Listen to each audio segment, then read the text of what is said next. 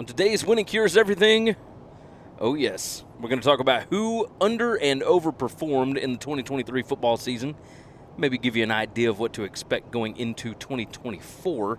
We're going to talk favorite vacation spots, favorite cities, FCS to FBS, and the next SEC coach to be fired. Can you believe it? It's football. I've been watching it for 40 years. Are you kidding me? You're listening to Winning Cures Everything. Game day, baby. Wake up or get out. Here's your host, A confident young man, a superb athlete. Gary Seegers. All right, let's get to it. Welcome in, Winning Cures Everything, where we talk college football year-round. I'm your host, Gary Seegers, and you can follow me on all of the socials at GaryWCE. Hopefully everybody is having a wonderful week thus far. I'm recording a little extra early. This is kind of a, we'll call it an evergreen show, right? It's some mailbag questions, just some stuff to prep us for the 2024 college football season. If you are not already, subscribe to the show.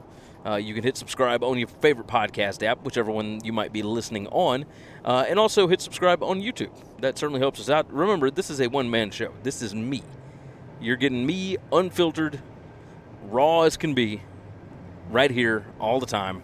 I do my best to update frequently, but if you are new to the show, I have a 6-month-old, I have a 5-year-old that is soon to be 6, and I have an 18-year-old and a wife and multiple jobs.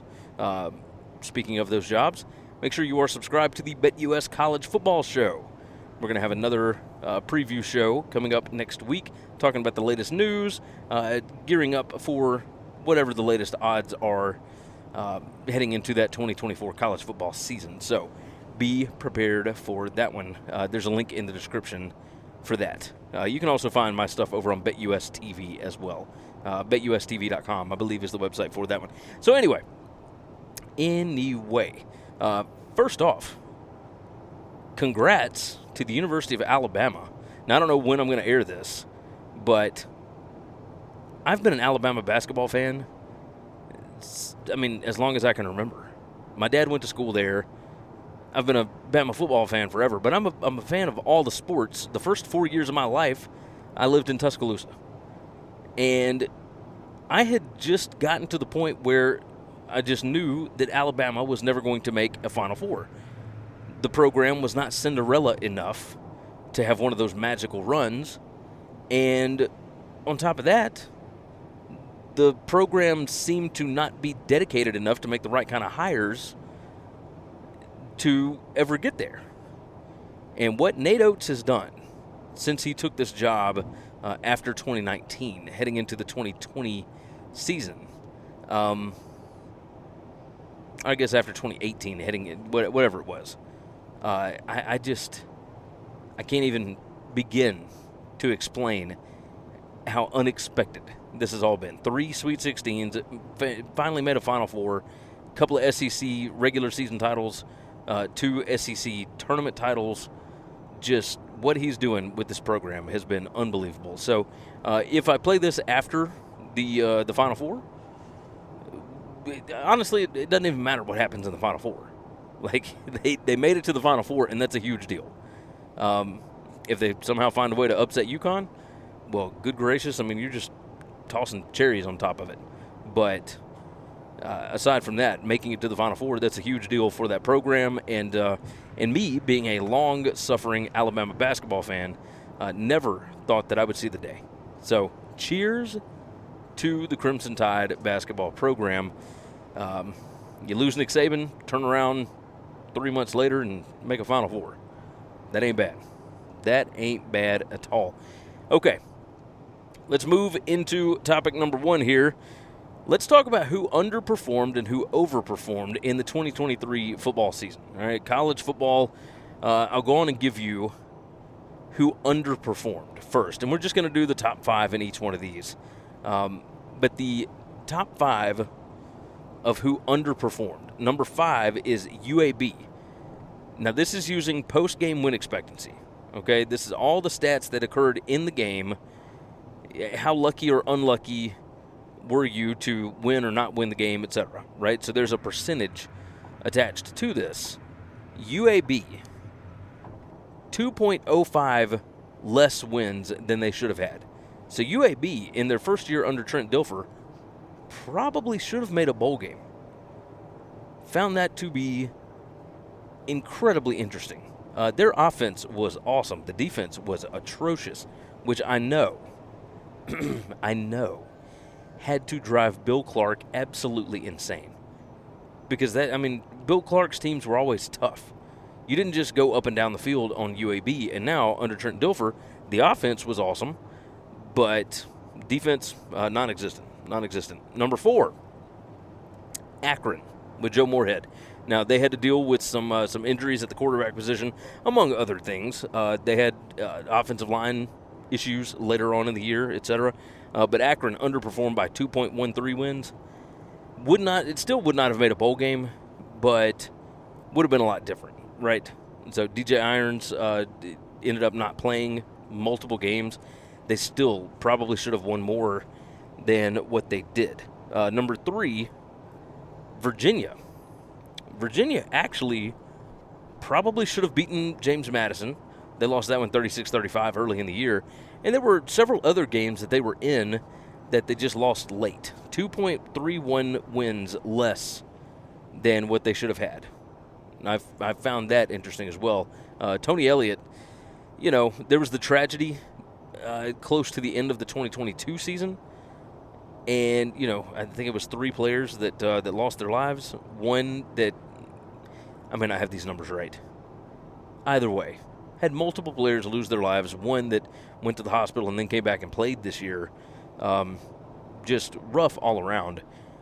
But, the name of the game, tragedy or not, is winning. And if Tony Elliott can't get it figured out, Virginia is probably going to start looking in another direction. So we'll see. We'll see what happens.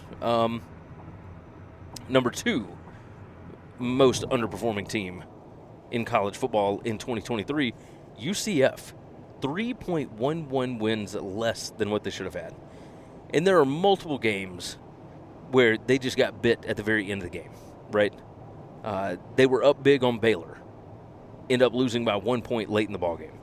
They were right there in the game with Oklahoma. I think they lost by a 2-point conversion in that one. Just insane.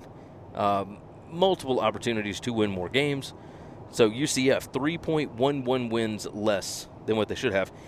And the number 1 most underperforming team in all of college football in 2023 was the Nebraska Cornhuskers. 3.13 wins less than expected. That's pretty wild, and it makes all the sense in the world, right? All the turnovers, and it started early. They kind of got blown out by Colorado. I don't know if I'd call it a blowout, but it was a multi-score loss. Multiple turnovers in that game. Jeff Sims could not hold on to the ball. The guy that they brought in behind him also had fumble problems, interception. It was just a disaster. The offense did nothing to help out a really, really good defense. The reason I'm giving you the underperforming ones is so that you have an idea of what they probably should have been. So when we go in later and look at their, rosters for this coming season, if they got a ton of returning production, all that kind of stuff, do they learn from the mistakes that they made? Is this an edge that you can use where, okay, they probably should have had a better record last year? Should we go over on this win total, etc., right? I don't feel that in Nebraska seems to be on this list every year, but it is what it is. And so, all right, now who overperformed the most? Who was actually worse than what their record was, right? So we'll start out number 5 on this one. Northwestern had 2.48 more wins than they should have. Northwestern finished the year 7-5, won the bowl game, 8-5. But these numbers don't include the bowl games, so there you go. But 2.48 wins more, so they really would have been around 4.5 wins. Like, they won some games that they probably should not have. But cheers to David Braun for knocking that out. I mean, he did a fantastic job at Northwestern in his first year after he got the job in July. I mean, it's just that was one of the more remarkable stories that you were ever going to see. Coach Prime everybody talked about Coach Prime being a huge success for taking a 1-win team to 4 wins last year and, like, getting the national media to talk about them so much. Look, David Braun took over a 1-win team in July. Didn't even have time to worry with the transfer portal and all that stuff. Took what he had, the ingredients that were in the kitchen, and that man turned that into a 7-win football team, and they went out and won a bowl game over Utah, no less. And I know Utah had a bunch of guys out, etc., but still, that's a huge feat. Huge feat. All right, number 4 in most overperforming, Florida State. And I know Seminole fans are not going to want to hear that, but 2.7 wins more than what they should have had. They were 13-0 in the regular season, and yes, these numbers do include conference title games, but 2.7 wins more than they should have. There were almost 3 games that they should have lost on the season. Found that to be interesting. Would have had them at, 10.3 wins out of 13? Yeah. Look, it takes a lot to go undefeated. I mean, you got to have a little bit of luck to go undefeated because everybody's going to run into that one game somewhere at least. Florida State had multiple games where they got outperformed and probably should not have won, but they had the playmakers that made plays at the exact right time. So cheers to Florida State for overperforming. Number 3, you're going to find this one interesting. Fresno State, 2.78 more wins than expected. Fresno State was good. They had to deal with quarterback injuries. Logan Fife came in and had to play instead of Mikey Keene, who looked like freaking Drew Brees back there at certain points this season, because I tried to bet against them multiple times. It did not go in my favor. And when I did bet on them, they looked like complete garbage. But regardless, it is what it is. So Fresno State was number 3. Number 2, the Washington Huskies. That's right, Kalen DeBoer, who has now gone to Alabama. 3.06 more wins than expected. Now, that is a huge number. 3 is usually like the biggest in any one season, right? But 3.06 more wins. They were 13-0 before they got to the playoff. So 13-0. Numbers say that they should have been, 9.94 wins, so 10 wins. There were multiple games where they played like trash after that Oregon game, and probably, in all seriousness, should have lost the first Oregon game. Now, they came out and handled business in the second in the Pac-12 title game, but after that, there was the Arizona State game, there was the Stanford game. It was a mess, just an absolute mess. So, cheers to them, I suppose. Cheers to them. And number 1. This number is going to blow your freaking minds. The number 1 most overperforming team in all of college football in 2024, Oklahoma State. Mike Gundy with just a hodgepodge of characters, lost so many transfers, found a way to coach these guys up, and had 4.16 more wins than expected. 4.16, and they were 9-4. So if you take off 4.16 from the 9-4, I mean, we are talking like less than 5 wins is what you should have expected from this Oklahoma State team based on post-game win expectancy. I mean, that number absolutely blew my mind. So, you know that Mike Gundy knows how to coach him up. You know that Kalen DeBoer knows how to coach him up. Same with Mike Norvell, Jeff Tedford, etc. You know, the guys that overperformed, you know that they're good coaches, right? You look at who underperformed, UAB with Trent Dilfer, Akron with Joe Moorhead, who we know is a good coach, Virginia with Tony Elliott, UCF, Gus Malzahn. He's done that with Auburn multiple times, underperformed with the roster that he's got, and Nebraska. Matt Rule, I think, will turn this around, but that is still a team that has all the signs of Scott Frost on them. So, is what it is. Very interesting list there, so pay attention to those teams when you start going through win totals as we head into that 2024 season. All right, topic number 2 here, and I got a question in the mailbag because it is spring. Everybody's starting to look ahead to summer when the kids get out for school or out of school and all that kind of stuff. Favorite vacation spot? What is my favorite vacation spot? So I took this as a family vacation thing, right? And it's difficult, right? Because, I love going to Vegas. Vegas is such a fantastic place, but I don't know that it's necessarily for the family, right? I've got a 6-month-old and a 5-year-old.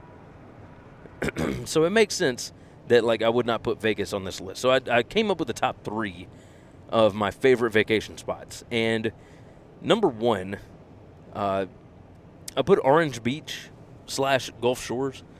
That was our annual vacation.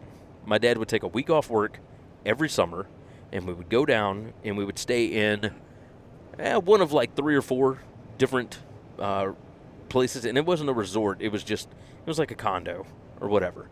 But we had the same kind of place every time, different property, but same kind of place.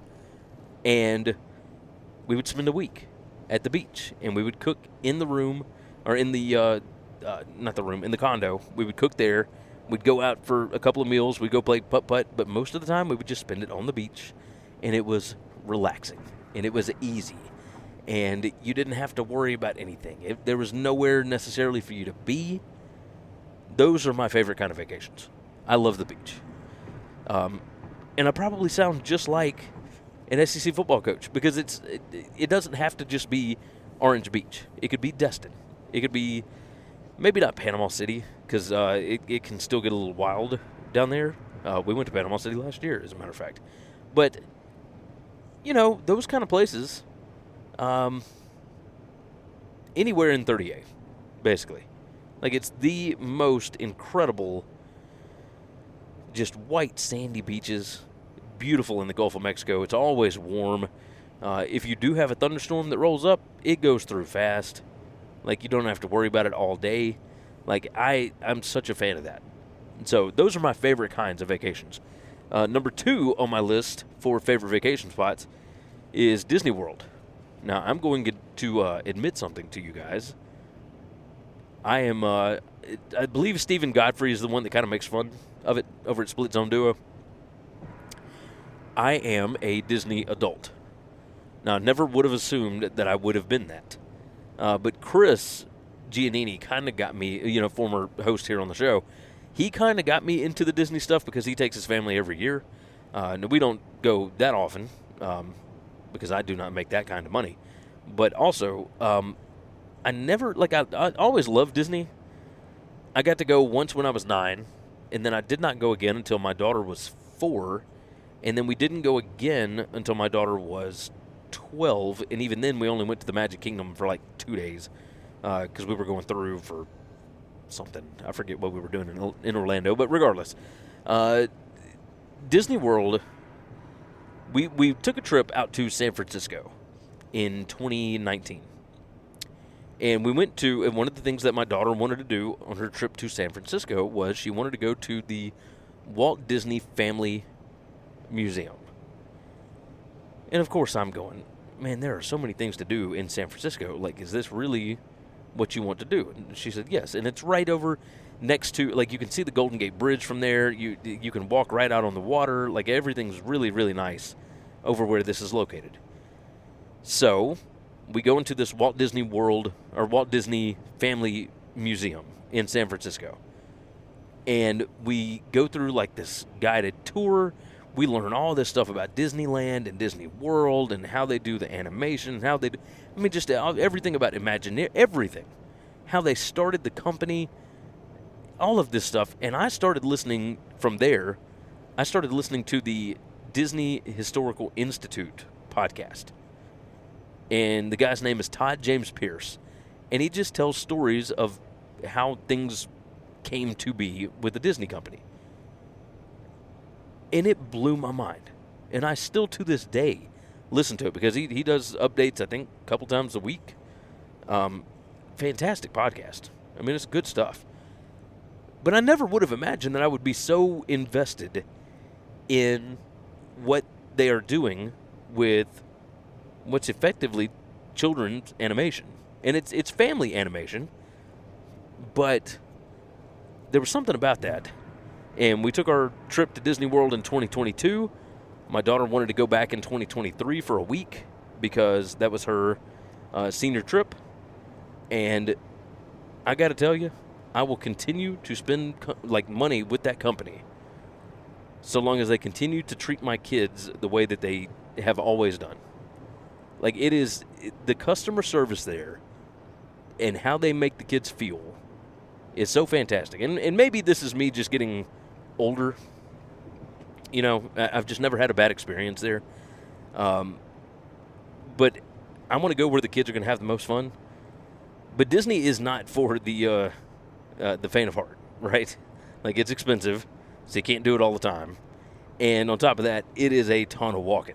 It is, I mean, you really going to get your workouts in. So make sure that you are prepared for that because there's a lot of ground to cover at Disney World. So that's my number 2. Number 3, and I have not taken my family on a vacation here, but I do know from experience, back before I was married and all that, Chicago may be the best summer city in the entire United States. Chicago is so good. There are so many great places to eat. There are so many museums. The planetarium is fantastic. So many sporting events, right? You got 2 baseball teams there. Wrigleyville is awesome. That's a fantastic place. So I highly, highly recommend Chicago as number 3. If you guys have opinions, toss them in there.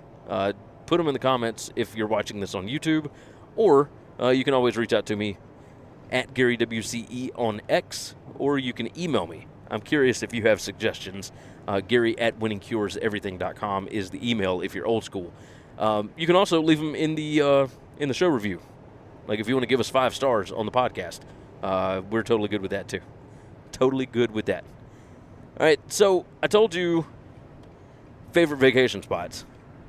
It kind of led me to favorite cities because I did have somebody else that asked me what my favorite cities are. So we'll do them.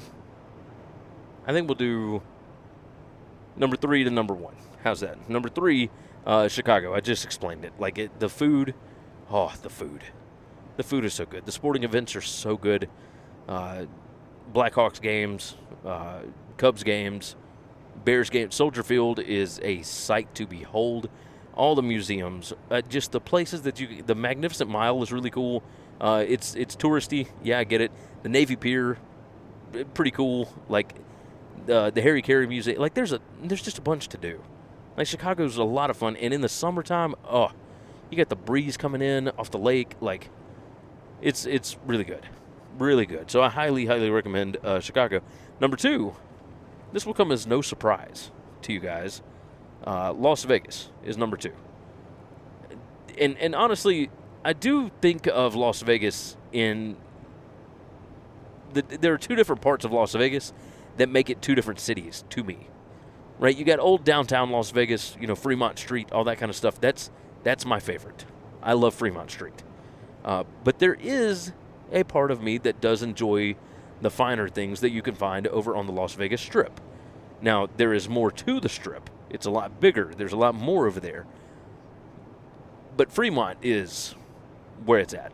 Like Circa and the D and Jack Binion's and all that. Like old school Vegas, that vibe that they give you.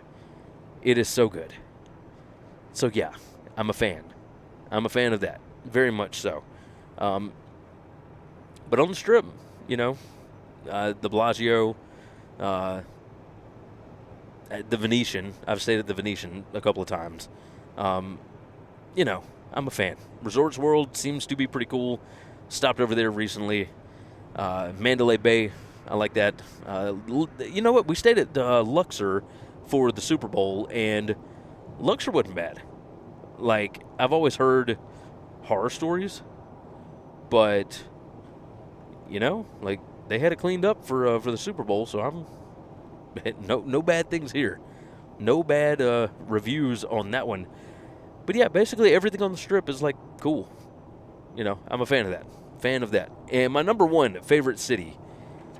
Look, it would be sacrilege for me to not pick Memphis, but you guys know that I'm from Memphis, so is what it is. My favorite city is New Orleans. I love New Orleans. I love the voodoo.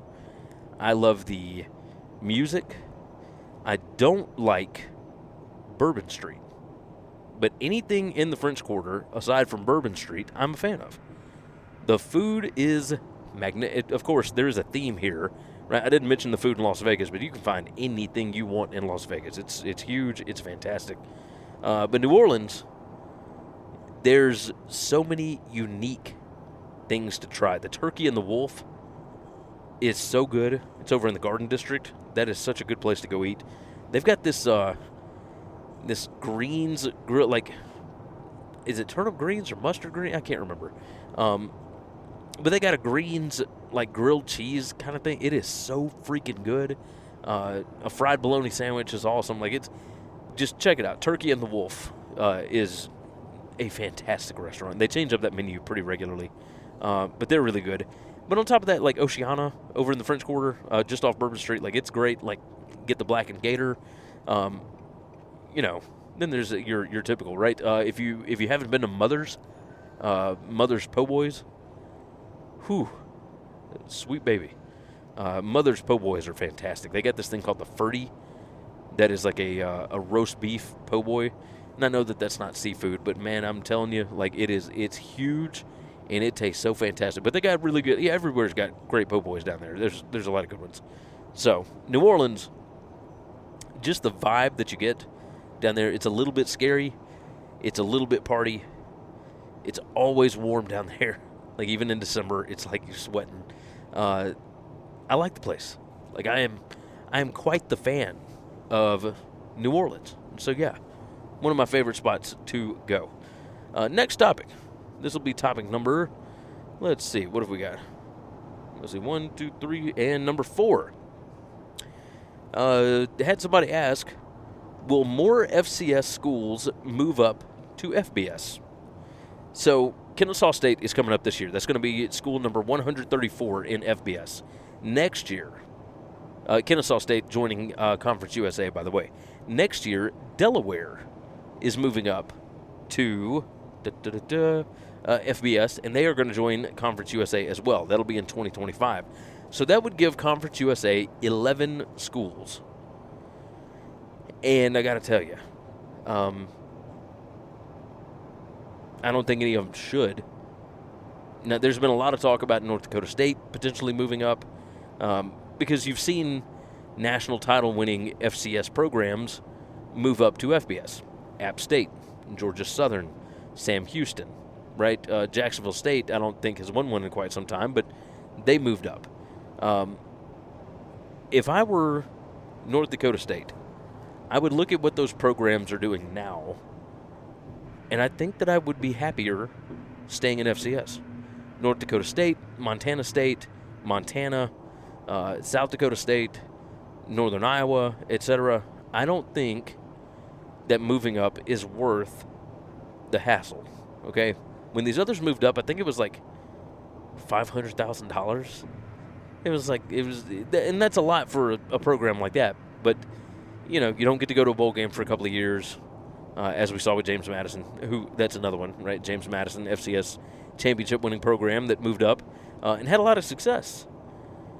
And I'm not saying that you're not going to have success, but the question when you move up is, what are you playing for? And you're not playing for a championship because James Madison, even if they had made a playoff, was never going to get by whoever they played in the semifinal, right? We saw it with Cincinnati. Like, it's just, it's like they're playing different sports. But the reason behind that, is what are you playing for? 2, the price tag is $5 million now to move up So that's not as easily recoupable as $500,000. And number three on this is we don't know what the future holds. You could move up to FBS, pay your $5 million, and then still be relegated to a lower division once they figure out the house case and once they figure out all of the other mess, right? Like there's still a lot that is going to go into this, and I mean we're going to end up with two super, like it's going to be a super league, effectively, because some of these schools are going to be able to pay football players and some are not. And if you're not going to be able to, there's no sense in moving up to FBS. So I don't know why you would. I don't know why you would want to do that. Nobody knows what the future holds. If I were an FCS program, I would want nothing to do with this, personally. But we'll see what happens. There's a lot of, Sacramento State.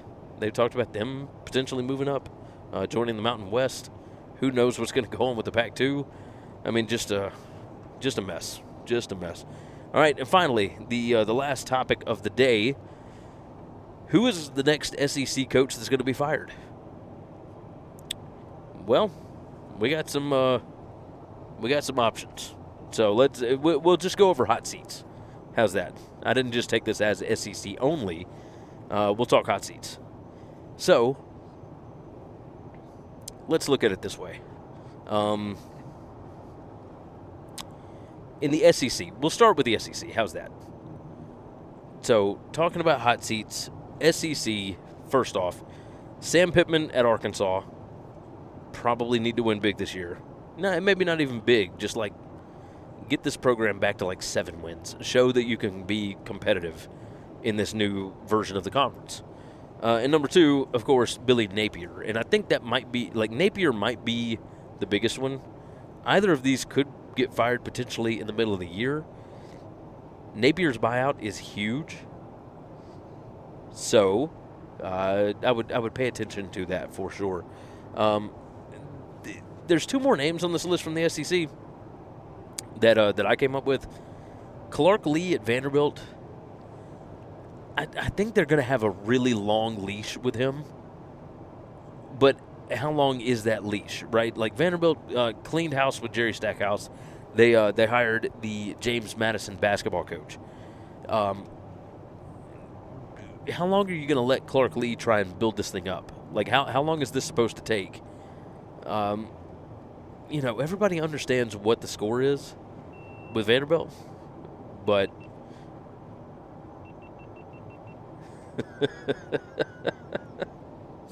oh, man.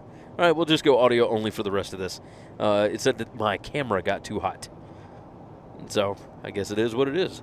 But, yeah, Clark Lee at Vanderbilt, I would not be surprised if they don't make any progress this year, if they go ahead and cut bait there. South Carolina, Shane Beamer. They love Beamer there. He's done pretty incredible things. But, the schedule just never eases up. And I don't know what the expectations are. Only 5 wins last year. I think he probably needs to make a bowl game this coming year. At least that's what I think. But we'll see. We'll see. Moving on to the rest of the country, we'll do some of the smaller schools first. Let's see. All right, so Tony Elliott event or at Virginia, I brought them up a little bit earlier. I'm curious about this one. I know they had the tragedy at the end of 2022. That's not that long ago. But they just need some kind of proof of concept, right? You need something there. Will Hall at Southern Miss, again, had good things going. They're in the Sun Belt now. The schedule is actually more difficult now than it used to be. They've had quarterback trouble, but good gracious, they got to do something. Made a bowl game 2 years ago, but yeesh, this last year was not good. Not good.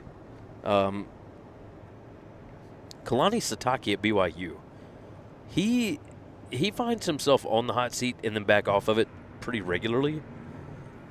But, they're in a conference now. They won 5 games last year, but, man, none of their numbers were ever good. Like, they found ways to win games, and I just could not understand it. So that's something to pay attention to. Pat Narduzzi at Pitt had won the ACC in 2021, and then 2022 changed offensive coordinators, was not nearly as good, but, still formidable, right? 2023, everything went to hell. If they get quarterback right, if they change their philosophy at least a little bit, if they've got some more dudes that they've actually developed on defense, then okay. Like, I don't think Pitt's expectations are, like, out of whack. I don't think they expect to win or even necessarily compete for the ACC every year. But if Narduzzi can't regularly make bowl games, that could become a problem. So, and from what I understand, he could be a little difficult to work with. I don't know that personally, but who knows? Who knows what the administration thinks at Pitt? I know that they like being consistent and they like winning. And if you're not doing that and you're hard to get along with, that's not a good thing. Not a good thing. Scott Satterfield, Cincinnati. Now, he's only been there for 1 year. The fan base was not enamored with him when he was announced. That's never a good thing. So not only did he not win the press conference, he didn't win nothing last year. Scott Satterfield did amazing things at App State. How much of that was just the job and the infrastructure that was already built? Who knows? But I didn't think the job that Satterfield did at Louisville was all that bad. Like, he got on the wrong side of that fan base and never got off of it. But Cincy, they won, 3 games last year? They're one of those teams that underperformed. They weren't in the top 5 of underperforming, but they underperformed quite a bit because their numbers were actually better than what their record was. So that's one to pay attention to this year, because if he comes in with another 3-win year, they're not going to stand for that at Cincinnati, even with moving into the Big 12. Who's some other ones that I've got on here? Okay, so we got some big names. Dave Aranda at Baylor. They hired Jake Spavital from Cal as the new offensive coordinator. And so they're going to try and be faster. They're going to try and I can't wait to see what this combination looks like, right? Jake Spavital had Cal doing some pretty amazing things. And now they bring in DeQuan Finn, who was the quarterback at Toledo. That could be an interesting pairing. How much does Baylor change up what they're doing? Aranda didn't really want to go into the portal. Well, now he's having to go into the portal. What does it look like? Like, he had a really good second season. Everything outside of that second season has been kind of garbage. So I would think that they want some wins this year. Otherwise, Aranda's going to be a DC somewhere else next year. 2 more names. Let's talk about Ryan Day. I don't think Ryan Day should be on this list, but everything appears to be going your way right now. The only game that matters is if you beat Michigan. You could lose to Penn State. You can lose to Oregon. You can lose in the Big Ten title game. You can lose in the playoff. If you lose to Michigan, that might be game, set, match. And it might not be like a firing situation. This could be like Tubby Smith with Kentucky basketball, right? Doesn't win enough, doesn't get fired, but takes a lesser job to go somewhere else. And pretty much, most jobs in the country are going to be lesser jobs than Ohio State. So if he doesn't beat Michigan, then that might be all. That might be it. Which is wild to think. The only Big Ten games that Ohio State has lost under Ryan Day is the 3 to Michigan. And they are so tired of this guy because of that. So, maybe, but we'll see. We'll see about Ryan Day. We'll see what he does. And the last one on this list before we close out this podcast. Lincoln Riley. USC wanted to make a splash, right? They wanted to, and they did. They came out of the gates hot. Went 12-2, only 2 lost. Well, 11-3. Yeah, not 12-2. Sorry, 11-3. Lost to Utah twice. Once was when Caleb Williams got hurt in the Pac-12 championship game. The other was at night at Utah in a highly emotional game. And then the last one, they lost a 1-point game where they were up by double digits on Tulane. Last year, absolutely folded on them. Now they have spent a ton of money.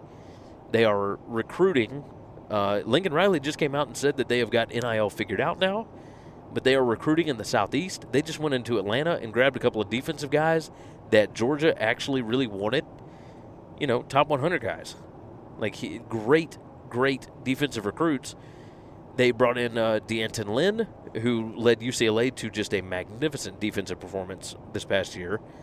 They brought in the head coach of North Dakota State to be a linebackers coach. Like, I mean, what are we talking about here?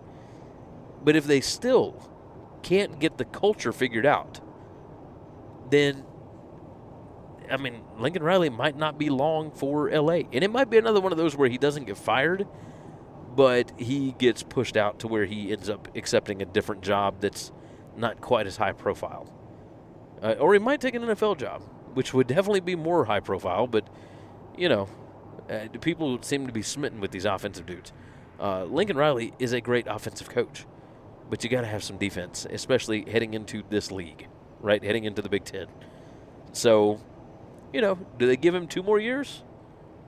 If things go really, really wrong and he ends up like 6-6, because don't forget they opened up the season with LSU in Las Vegas. If things go really, really bad, do they just cut bait? We shall see. All right, that is going to wrap things up for this edition of the show. Subscribe if you have not already. Certainly share out the show. Tell your friends about it, all that kind of stuff. You guys know what to do. You can find me at Gary WCE, or you can email me, Gary at winningcureseverything.com. Leave a nice 5-star review, and that should be it. Take care of yourself. Take care of each other. God bless college football, and hopefully all of your tickets cash this week. Thanks for listening to Winning Cures Everything. Make sure and follow me on Twitter at GaryWCE. If you want to toss in a question, you can email me, Gary at winningcureseverything.com.